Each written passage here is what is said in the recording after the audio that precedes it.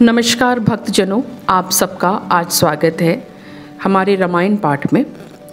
बिना किसी देरी के प्रभु श्री राम, माता सीता, लक्ष्मण भैया और भक्तों में भक्त परम भक्त बाहुबली हनुमान जी को नमस्कार करते हुए आज का पाठ प्रारंभ करते हैं। हमने लास्ट एपिसोड में सुना था और ये जाना था कि महादेव ने 2 कारण बताए हैं जिसकी वजह से प्रभु श्री राम को मानव देह में जन्म लेना पड़ा है।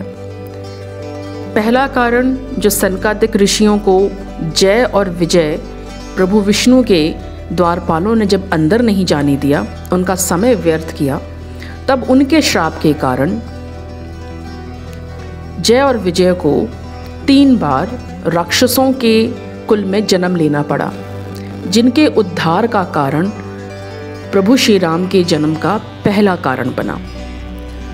दूसरा कारण, जब जलंधर नामक राक्षस किसी के भी साथ युद्ध करने से नहीं हार रहा था, स्वयं महादेव भी उसको नहीं हरा पा रहे थे, तब विष्णु को अपनी लीला रचनी पड़ी और वृंदा के सतीत्व को छल से भंग करके जलंधर का वध संभव कराया, जिसकी वजह से वृंदा बड़ी क्रुद्ध हुई और उन्होंने विष्णु को श्राप दिया और ये कहा कि जिस प्रकार आपके छल के कारण मैं आज अपने पति से दूर हुई हूँ, उसी प्रकार आप भी अपने मनुष्य जन्म में अपनी स्त्री से वियोग के कारण इसी प्रकार दुखी होंगे जिस प्रकार आज मैं दुखी हो रही हूँ। तो ये जो हरि विष्णु की और वृंदा की जो कथा है, ये सब जानते हैं, लेकिन फिर भी मैं थोड़ा सा बता देती हूँ कि ये जो वृंदा है ये कोई और नहीं, ये वही तुलसी है जो आपके और हमारे हम सब के आंगनों में खिलखिलाती है और लहलहाती है। तो वृंदा का सतीत्व इतना ज़्यादा था, इतना ज़्यादा प्रभावी था कि वो जलंधर की मृत्यु और अमरता का कारण बना हुआ था। आप देखिए, एक स्त्री के सतीत्व में कितना प्रबल तेज होता है और कितनी शक्ति होती है।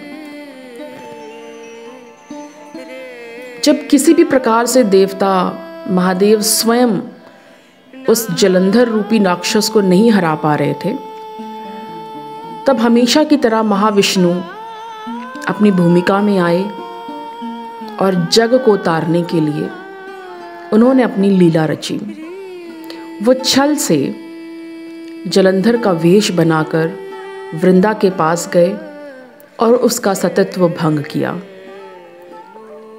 ताकि जलंधर मारा जा सके।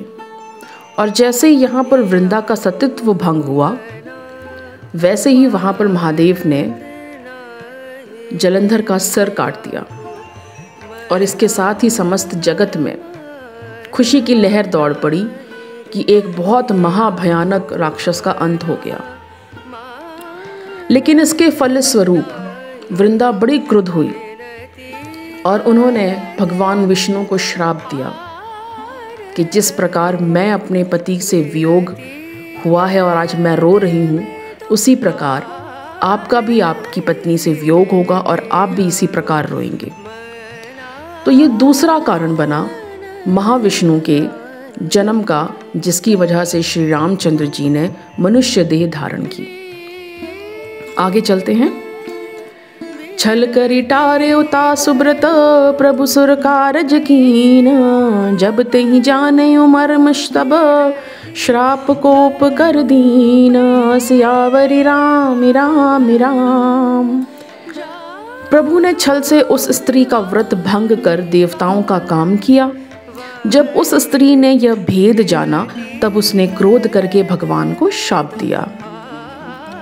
तासु श्राप हरि दीन प्रमाना, कौतुक निधि कृपाल भगवाना, तहाँ जलंधर रावण भयु, रन हति राम परम पद दयु। लीलाओं के भंडार कृपालु हरि ने उस स्त्री के शाप को प्रमाण्य दिया। वही जलंधर उस कल्प में रावण हुआ, जिसे श्री रामचंद्र जी ने युद्ध में मारकर परम पद दिया।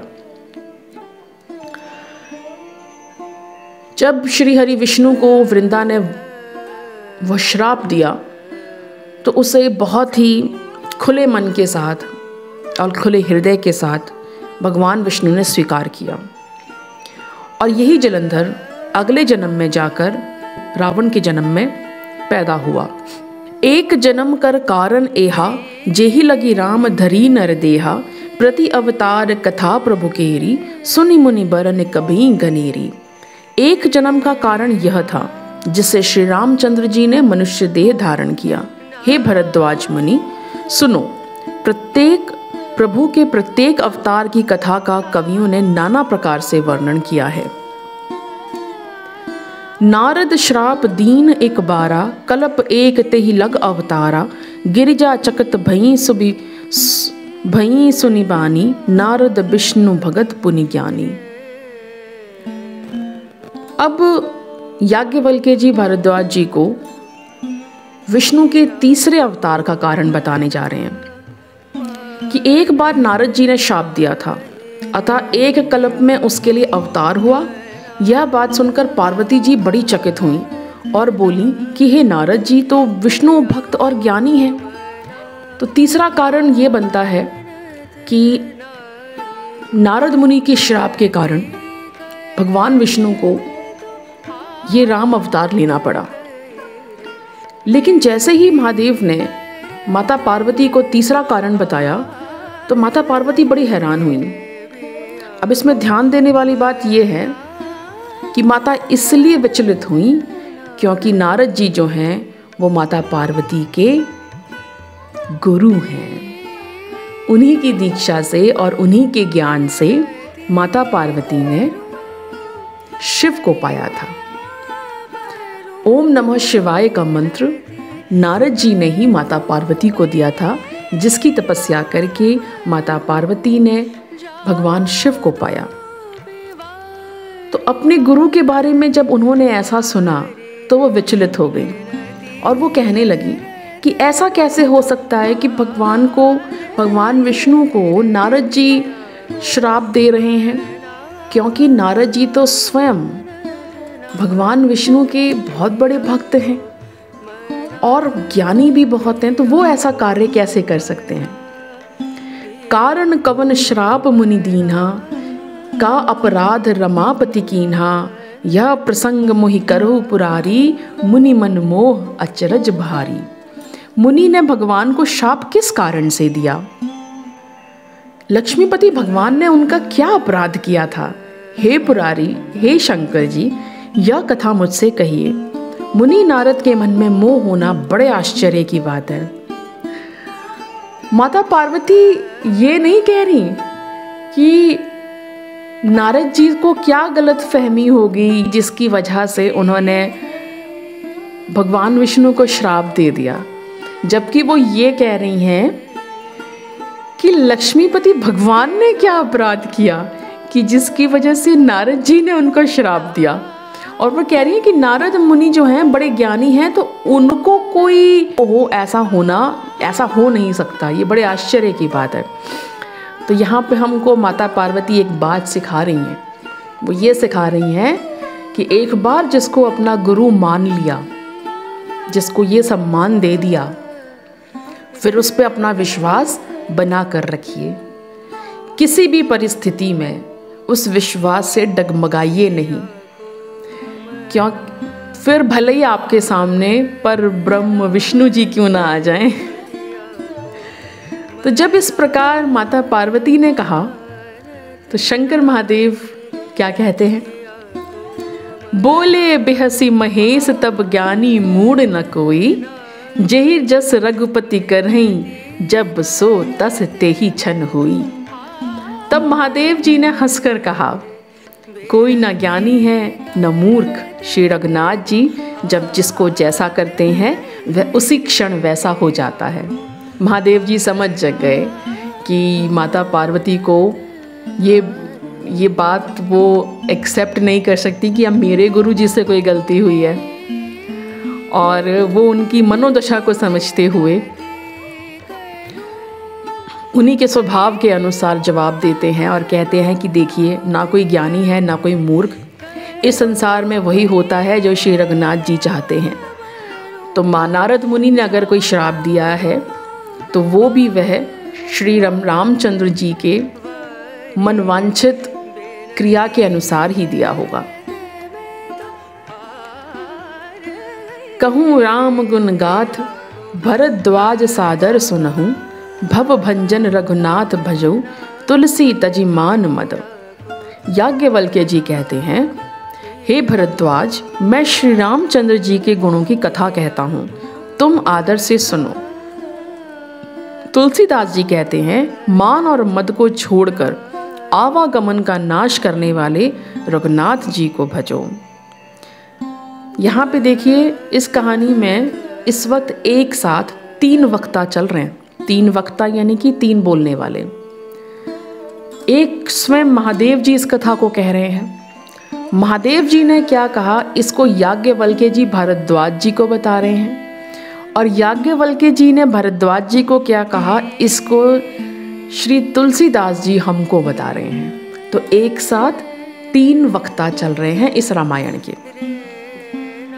तो यहाँ पे तुलसीदास जी कह रहे हैं, अपने मन में किसी भी प्रकार का मान मद मोह को त्याग कर आप श्री रामचंद्र जी की आगे की गुण गाथा को सुनिए। ये छोड़ दीजिए कि नारद मुनि जी सही थे या श्री राम जी सही थे, गलत थे। इन सब बातों को छोड़ के आप आगे श्री रामचंद्र जी के चरित्र की कथा सुनिए। इस बात से हमें एक संदेश और भी मिलता है कि किसी के भी दुर्गुणों पर कम ध्यान देते हुए उनके गुणों पर या ज़्यादा से ज़्यादा लोगों के गुणों पर ध्यान देते हुए आगे बढ़ना चाहिए। हिमगिरि गुहा एक अति पावनी, बह समीप सुर सरी सुहावनी। आश्रम परम पुनीत सुहावा, देखि देव ऋषि मन अति भावा। हिमालय पर्वत में एक बड़ी पवित्र गुफा थी। उसके समीप ही सुंदर गंगा जी बहती थीं। वह परम पवित्र सुंदर आश्रम देखने पर नारद जी को मन को बहुत ही सुहावना लगा। अब जो ये कथा चलेगी महादेव जी माता पार्वती को विस्तार से बता रहे हैं कि ऐसा क्या कारण बना जिसकी वजह से नारद जी ने भगवान विष्णु को श्राप दिया। तो क्या हुआ है कि हिमालय पर्वत में एक बहुत ही सुंदर गुफा थी और वहाँ पे गंगा जी भी बह रही थी। तो वहाँ इतना सुंदर स्थान देखकर, आश्रम देखकर नारद जी के मन को बहुत अच्छा लगा। निरख सैर सिरि विपिन विभागा, भयो राम रमापति पद अनुरागा। सुमृत हरै श्राप गति बाधी, सहज बिमल मन लगी समाधि। मुनिगत देखि सुरेश डेराना, काम ही बोल कीन सन्माना। सहित सहाय जाहू मम खोइतु, चलयो हर्ष हिय जलचर खेतु। सुना सीर मन महु असि त्रासा, चहि देव ऋषि मन पुरबासा। जे कामि लोलूप जग माही, कुटिल काग इव सब ही डराही। पर्वत, नदी और वन के सुंदर विभागों को देखकर नारद जी का लक्ष्मीकांत भगवान के चरणों में प्रेम हो गया। भगवान का स्मरण करते ही उन नारद मुनि के शाप की, जो शाप उन्हें दक्ष प्रजापति ने दिया था और जिसके कारण वह एक स्थान पर नहीं ठहर सकते थे, गति रुक गई और मन के स्वाभाविक ही निर्मल होने से उनकी समाधि लग गई। नारद जी को हम सबको पता है कि नारद जी किसी भी एक जगह टिक के नहीं रह सकते, वो हमेशा विचरते रहते हैं। तो उनके ऐसा होने का कारण जो है वो प्रजापति दक्ष ने एक बार उनको क्रुद्ध होकर श्राप दे दिया था कि तुम कहीं भी एक जगह टिक के नहीं रह सकोगे।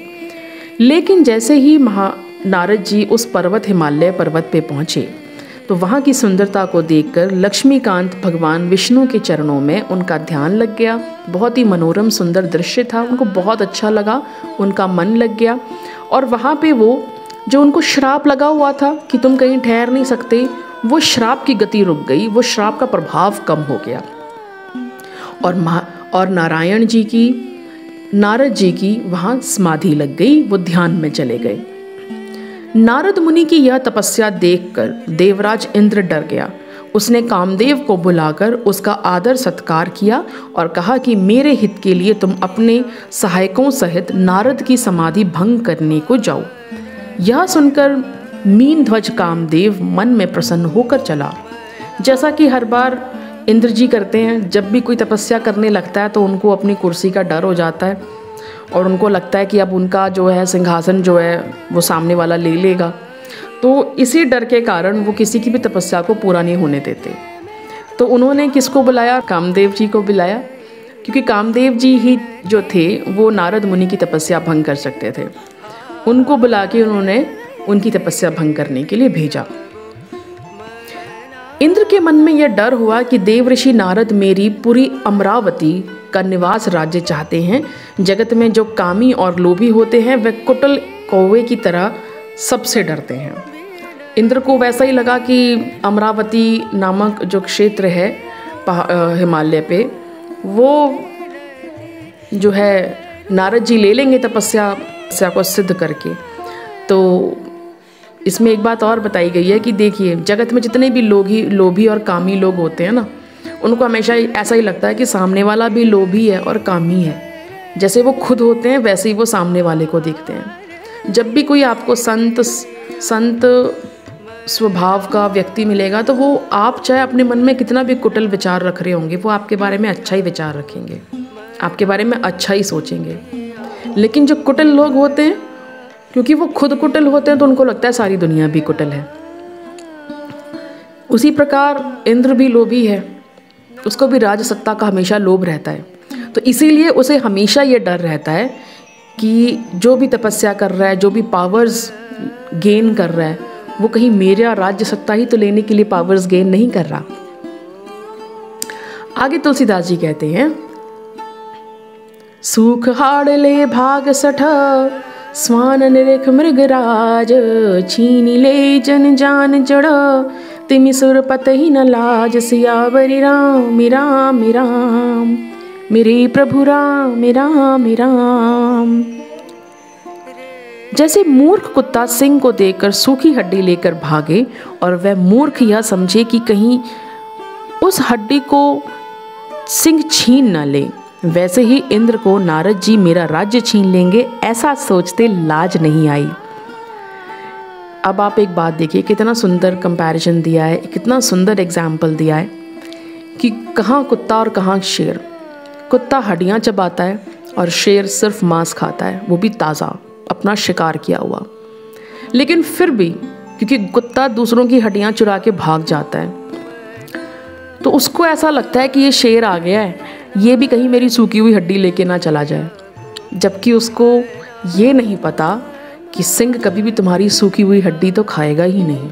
वो अपना शिकार खुद करेगा, खुद अपना ताज़ा मांस खाने का आदी है। उसी प्रकार इंद्र को भी ऐसा ही लगा।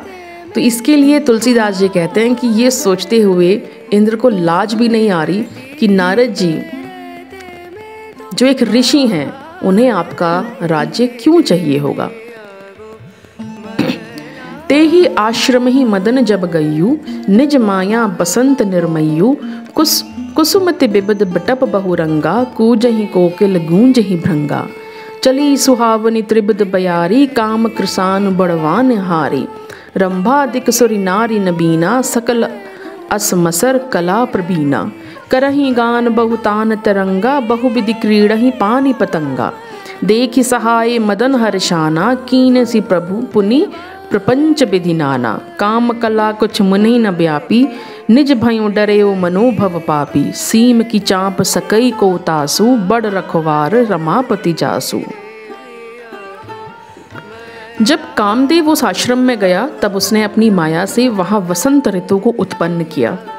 तरह तरह के वृक्षों पर रंग बिरंगे फूल खिल गए, उन पर कोयलें कूकने लगीं और भौर गुंजान करने लगे। अब देखिए, कामदेव अपनी उसी ट्रिक्स को अपना रहा है जो उसने महादेव के ऊपर अपनाई थी, जब उन्होंने महादेव का समाधि को भंग करने की कोशिश की थी। मैंने तब बहुत विस्तार में बताया था कि क्यों कामदेव ने बसंत ऋतु को लाए और ठंडी ठंडी मंद मंद सुगंधित हवा चलने लगी। तो जिस किसी को इसको विस्तार में और जानना हो वो कृपया मेरे पिछले एपिसोड्स को जाके सुने।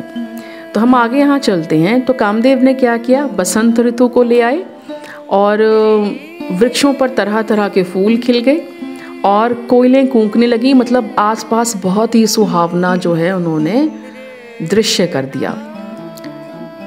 कामाग्नि को भड़काने वाली 3 प्रकार की शीतल, मंद और सुगंधित, किसी के भी काम को और तेज करना हो तो वहाँ पे आप एक शीतल सा, यानी कि ना ज़्यादा गर्म ना ज़्यादा ठंडा, एक शीतल शीतल सा एहसास जो हवा में होता है बसंत ऋतु का, और मंद मंद हल्की हल्की हवा, ना बहुत तेज़ ना बहुत धीरे, और सुगंधित जिसमें खुशबू हो। अगर इस तरह की हवा किसी को आ रही हो, किस तरह के मौसम में कोई बैठा हो, तो वो अपने आप अंदर से पुलकित हो उठता है, खुश हो उठता है। तो ऐसी हवा चलने लगी। रंभा आदि नवयुवतियां देवांगनाएं जो सब की सब काम कला में निपुण थीं। रंभा जो है वो स्वर्ग की सबसे खूबसूरत अप्सरा है। इंद्र अक्सर रंभा को ही भेजते हैं जब उन्हें किसी बड़े ऋषि मुनि की तपस्या को भंग करना होता है। तो रंभा को देखकर अगर किसी ऋषि के मन में एक विचार भी काम वासना का आ गया तो तपस्या भंग हो जाती है, ब्रह्मचर्य भंग हो जाता है। और इतना ही इंद्र करवाना चाहता है। वह बहुत प्रकार की तानों की तरंग के साथ गाने लगी और हाथ में गेंद लेकर नाना प्रकार के खेल खेलने लगी। कामदेव अपने इन सहायकों को देखकर बहुत प्रसन्न हुआ और फिर उसने नाना प्रकार के माया जाल किए। कामदेव बड़े खुश हुए कि मेरी हेल्प के लिए और भी बहुत लोग आ गए हैं, मतलब जैसे रंभाएं आ गई हैं, रंभा आ गई है, अप्सराएं आ गई हैं, और ये बहुत अच्छा माहौल बना दिया है। इससे मेरा काम जल्दी हो जाएगा और नारद मुनि की तपस्या जल्दी भंग हो जाएगी। परंतु कामदेव की कोई भी कला मुनि पर असर ना कर सकी। तब तो पापी कामदेव अपने ही नाश के भय से डर गया। लक्ष्मीपति भगवान जिसके बड़े रक्षक हों, भला उसकी सीमा को कोई दबा सकता है? लेकिन कामदेव सफल नहीं हुए, वे नारद मुनि की तपस्या नहीं तोड़ पाए। और फिर कामदेव को ये डर हो गया कि मैं अपना काम ठीक से नहीं कर पाया, कहीं मुझे इसकी सज़ा ना मिले, इंद्र मुझे कहीं इसकी सज़ा ना दें। तो यहाँ पे तुलसीदास जी कह रहे हैं कि जिसके साथ लक्ष्मीपति स्वयं भगवान विष्णु हो, क्या उनको कोई हरा सकता है? जिसकी रक्षा खुद स्वयं भगवान विष्णु कर रहे हों, उस इंसान की कैपेबिलिटीज़, उस इंसान की सीमा, उस इंसान की लिमिट क्या हो सकती है, ये कोई नहीं जान सकता। और अगर कोई उसकी सीमा, उसकी कैपेबिलिटीज़ को दबाना चाहे तो वो नहीं दबा सकता, क्योंकि उसके पीछे स्वयं विष्णु खड़े होते हैं। तो जितने भी यहाँ पे विष्णु भक्त हैं, जितने भी यहाँ पे प्रभु भक्त हैं, वो हमेशा निश्चिंत रहें। आप जिस परिस्थिति में हैं, आप जहाँ पर भी हैं, हमेशा अपने प्रभु पर विश्वास रखिए। जो हो रहा है अच्छा हो रहा है, जो होगा वो भी अच्छा होगा, जो हुआ सो भी अच्छा हुआ।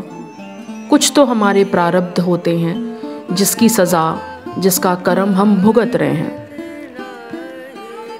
लेकिन इन प्रारब्धों की वजह से अपने आगे के कर्म आपको खराब नहीं करने हैं। एक बात का हमेशा ध्यान रखिएगा कि अपने प्रारब्धों से और अपनी करंट सिचुएशन से, आप जिस भी स्थिति में आज हैं, उससे भयभीत होके या उससे दुखी होके कभी भी जिंदगी में कोई गलत काम मत करिएगा। क्योंकि जो आपके भाग्य में है आपको वही मिल रहा है, जो आपने अपने कर्मों से कमाया है आपको वही मिल रहा है, इसमें किसी का दोष नहीं है। लेकिन आपकी करंट परिस्थिति की वजह से अगर आपने कोई और गलत काम किया तो इसकी सज़ा फिर आपको भुगतनी पड़ेगी आगे, और भी बुरी परिस्थितियां देखकर। फिर चाहे वह गरीबी हो, शरीर की कोई अपंगता हो, जीवन में अच्छे रिश्तों का ना होना हो, आपके पास कोई भी अभाव, ये हमारे कर्मों के कारण होता है। लेकिन हम अपने कर्मों के प्रभाव को बदल सकते हैं और उसका एक और एकमात्र रास्ता होता है प्रभु भक्ति। जब आप प्रभु भक्ति में लीन हो जाते हैं और अपनी करंट सिचुएशन को स्वीकार कर लेते हैं, एक्सेप्ट कर लेते हैं, जो है सो है, और फिर आप प्रभु भक्ति के साथ आगे बढ़ते हैं और अपने कर्म अच्छे रखते हैं, धर्म के पथ का अनुयाय करते हैं, तो यकीन मानिए फिर आपकी शक्ति जो होती है उसकी कोई सीमा नहीं होती, क्योंकि फिर स्वयं भगवान विष्णु आपके साथ होते हैं। क्योंकि भगवान विष्णु धर्म के साथ हैं। जब जब जहाँ जहाँ धर्म और सत्य की स्थापना करनी होगी, वहाँ वहाँ विष्णु अपनी लीला रचेंगे, फिर वो चाहे किसी भी रूप में रचें। जलंधर को मारना धर्म की पुकार थी। वो बहुत अधर्मी था, उसने सारी पृथ्वी पे कलेश कर रखा था। फिर धर्म की स्थापना करने के लिए प्रभु ने जो लीला रची, उसके लिए भले ही उन्हें स्वयं शाप का भोगी होना पड़ा, लेकिन उन्होंने धर्म और सत्य का ही साथ दिया। तो वैसे ही जब हम भक्त बिना ये सोचे, बिना अपनी लाभ और हानि सोचे हुए सिर्फ धर्म और सत्य के पथ पर चलेंगे, तो भगवान विष्णु का सदैव हमारे साथ होना सुनिश्चित होता है। यही ये सारी कथा का सार है। शुरू से लेकर अंत तक यही इस कथा का सार है। चाहे फिर वो महाभारत हो, गीता का उपदेश हो, रामायण हो, हमारे चाहे जितने भी पुराण हो, सारी कथा सिर्फ एक ही बात कहती है, सत्य और धर्म के मार्ग पर रहिए। छल, कपट, लोभ, मोह, क्रोध, इन सब से दूर रहिए, क्योंकि जो भी इनके वश में आया है उस सब का विनाश ही हुआ है। आज तक किसी का भला ना हुआ। अपनी आज की स्थिति को अपनी आने वाली स्थिति पर हावी मत होने दीजिए। आप आज जिस भी स्थिति में हैं वो आपके पूर्व जन्म के कर्मों का फल है। आप पूर्व जन्म में कुछ ठीक ना कर पाए, कोई बात नहीं, आगे के कर्म अपने खराब मत होने दीजिए। सहित सहाय सभीत अति, मां निहारी मन मैन, गहे सी जाई मुनि चरण तब, कही सुठी आरत बैन। तब अपने ही सहायकों समेत कामदेव ने बहुत डरकर और अपने मन में हार मानकर बहुत ही आर्त दीन वचन कहते हुए मुनि के चरणों को जा पकड़ा। कामदेव जी हार गए, परंतु नारद मुनि की तपस्या को भंग ना कर सके। अब वह डर गए और उनके चरणों को जाके पकड़ लिया, और पकड़कर उन्होंने क्या कहा और किस प्रकार से प्रार्थना करी, इसके बारे में हम अपने अगले एपिसोड में जानेंगे। तब तक के लिए आप सब लोग खुश रहें, स्वस्थ रहें। प्रभु श्री हरि की कृपा हम सब पर बनी रहे। हम सबको भक्ति का दान दें और हमारे हृदय में प्रभु के लिए सहज प्रेम दिन प्रतिदिन बढ़ता जाए। तो बोलिए श्री रामचंद्र भगवान की जय।